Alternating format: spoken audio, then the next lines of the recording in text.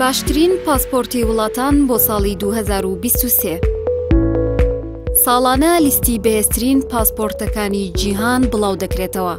ئەم بەهێزیەش بە پشتبەستن بە پێوەرە جیاوازەکان و گەشتکردن بە بێفیزا بۆ زۆرترین وڵات لە جیهاندا دیاری دەکرێن.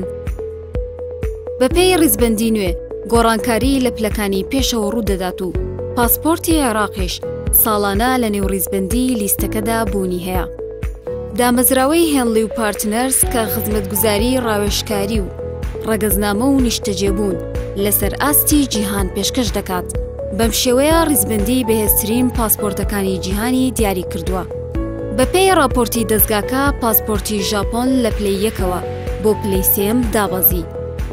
پاسپۆرتی سنگافورە بوو بە بەهێزترین پاسپۆرتی جیهان و بە بێفیزا توانای چوونە ژوورەوەی هەیە بۆ 192 وڵات. پاسپۆرتی سێ وڵاتی ئەوروپی بۆ پلەی دووەم بەرز بوونەوە، ئەوانیش بریتین لە ئەڵمانیا، ئیتالیا، ئیسپانیا. هەڵگرانی پاسپۆرتی ئەم وڵاتانە دەتوانن گەشت بکەن بۆ 190 وڵات بەبێ فیزا. هەریەک لە وڵاتانی نەمسا، فینلاند، فەڕەنسا، ژاپۆن، لوکسمبۆرگ و کۆریای باشوور و سوید پاسپۆرتەکانیان لە پلەی سێمدایە و هاوڵاتیانیان بە ئاسانی و بە بێفیزەی پێشوەختە دەتوانن بۆ 189 وڵات و هەرێم و دوورگە گەشت بکەن. هەرچی پاسپۆرتی ئەمریکیشە لە ڕیزبەندی دێمین پاسپۆرتی سەرەکیدایە. پاسپۆرتی تورکیا بەپێی ئەو پێوەرانەی لە راپۆرتەکەدا خراونەتە ڕوو، پلەی 53 گرتووە و توانای هەیە بە بێفیزا سەردانی 114 وڵاتی جیهان بکات. لە نێو وڵاتە عەرەبیەکانیشدا پاسپۆرتی ئیماراتی پلەی 12 گرتووە و چین و ئۆکرانیاش لە ڕیزبەندی دەوڵاتی سەرەکین.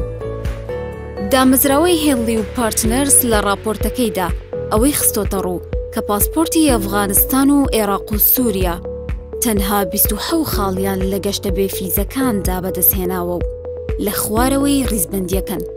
بەمەش سێلاوازترین پاسپۆرتی جیهانن.